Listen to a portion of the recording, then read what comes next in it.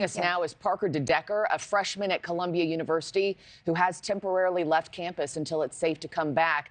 Parker, thank you so much for joining me during what's been a very dark hour for the Jewish community. The images coming from your campus are alarming. How are you holding up?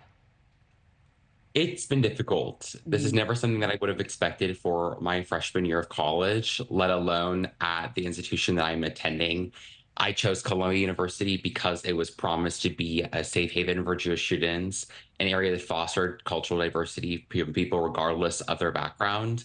And yet, here I am at a university finding that regardless of my political opinions on any of these global issues, my openly Jewish identity that shows through wearing a yarmulke or a Magen David necklace is a talisman for hatred on our campus. Yeah, I know the last 2 weeks have been anything but safe for you. I understand you yourself were a target of anti-Semitism, harassment on campus just last week. Walk us through what happened to you specifically. So it began last week, Wednesday, after the beginning of the encampment in the evening. I was actually heading over to our campus Chabad for an evening community event that our rabbi had organized to support students after everything had happened with President Shafiq testifying in front of Congress that day. As I was walking over to the Chabad building, still on main campus, I was targeted and yelled at. Said, "You keep on testifying, you effing Jew."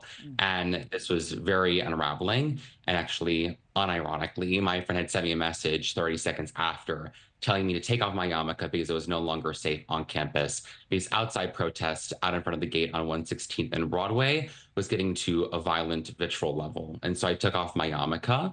And then moving on to Thursday, you see tensions continuing to rise to a point where I'm trying to help a Jewish student move out of the university for the remainder of the year, getting his things off the university. Yeah. As we're trying to get his items out through the exit on the Broadway entrance through Lerner Hall, we were called some very harsh things, and we were told that they are so happy that the Zionists are finally leaving campus, and that we wouldn't have to leave if we weren't a supporter of genocide.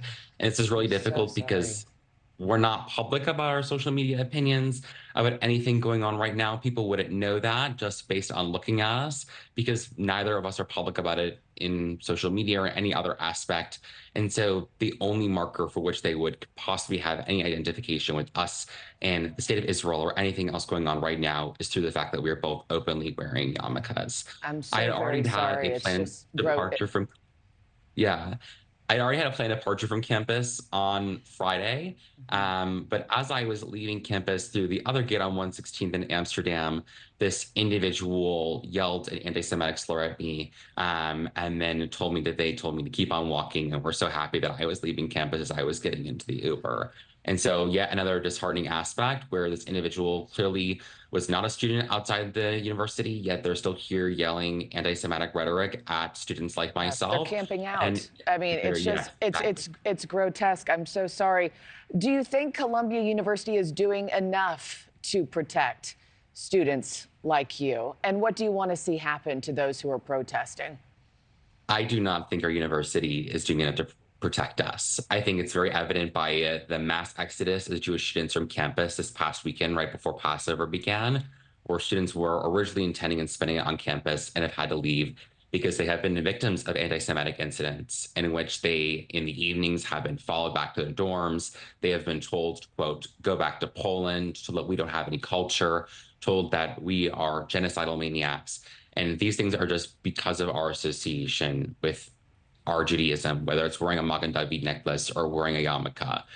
We've been continuously harassed on campus. And our president has the NYPD out in front of campus in mass numbers and continues to tell people in public, especially last week in Congress, how much they are planning on doing to protect us. But these things just seem like a showing of brunt force and not anything that's actually making Jewish students safer, because you still have Rabbi Eli Bukler telling us that we need to find safer locations in campus. And not come back until it's safe. Well, Parker, I pray that tensions and the temperature comes down in days to come. And I know it must be extremely difficult to reconcile this kind of hatred, especially during Passover.